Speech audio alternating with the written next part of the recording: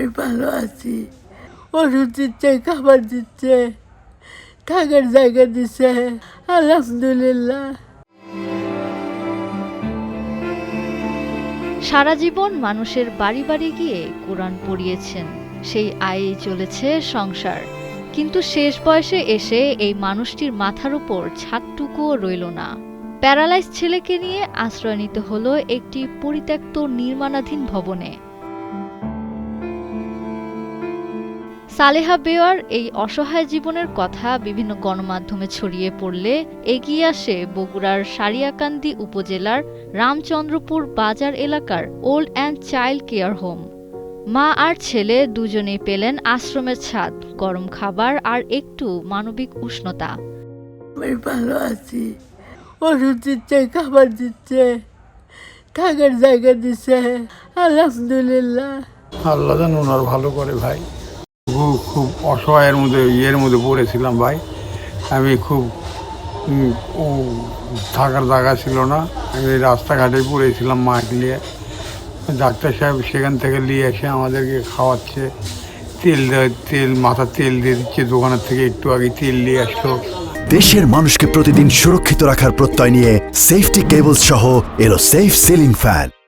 সালেহা বেওয়ার এই স্বস্তির জীবন দেখে শান্তির নিঃশ্বাস ফেলছেন এলাকার মানুষও। এখানে দুইজন অসহায় অসুস্থ বৃদ্ধা ছিল, তাদের খুবই করুণ অবস্থা। তাদের থাকার জায়গা ছিল না, খাওয়া দাওয়ার ব্যবস্থা ছিল না, তারা কয়েকদিন যাবৎ খোলা জায়গায় ছিল। কালের কণ্ঠ সাংবাদিকদের জানায়, তারা এসে এখানে নিউজ করার পর এক মানবিক ভাইয়া সারিয়াকান্দি থেকে এগিয়ে এসেছে। তাদের ছোট একটা আশ্রম আছে, সেখানে তাদেরকে ঠাঁই দিয়েছে।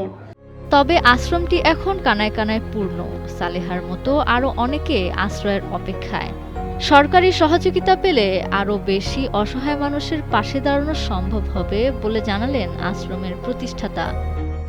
কালের কণ্ঠ ও অন্যান্য অনেক নিউজ দেখে আমি মা এবং ছেলে দুইটা মানবতার যে জীবনযাপন করছিলেন যে কর্ণপুর, সেই কর্ণপুর থেকে আমি সেই মা এবং ছেলেকে নিয়ে আসি। নিজের উদ্যোগে, নিজের প্রচেষ্টায়, নিজের অর্থায়নে যে আশ্রয় কেন্দ্রটি আমি দিছি, এখানে কোনো জায়গা নেই, কানায় কানায় ভরপুর হয়ে গেছে।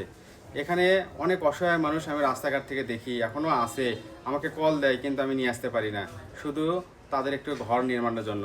আমি সরকারের কাছে এবং দেশি বিদেশি প্রবাসী অনেক ভাই বোনের কাছে বিনীত আবেদন জানাচ্ছি যে সহযোগিতা করলে আমি সেই অসহায় মানুষকে রাস্তাঘাটে থাকতে হবে না, তাদেরকে নিয়ে এসে আমি যত্নে রাখতে পারবো ইনশাআল্লাহ।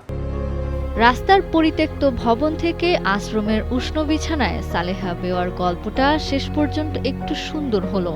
কিন্তু তার মতো আরও কতজন এখনো খোলা আকাশের নিচে পার করছেন জীবনের শেষ সময়ে।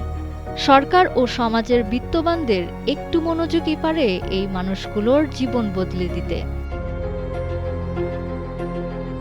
মোহাম্মদ তহমিদুর রহমানের পাঠানো তথ্যচিত্রে ডেস্ক রিপোর্ট, কালের কণ্ঠ।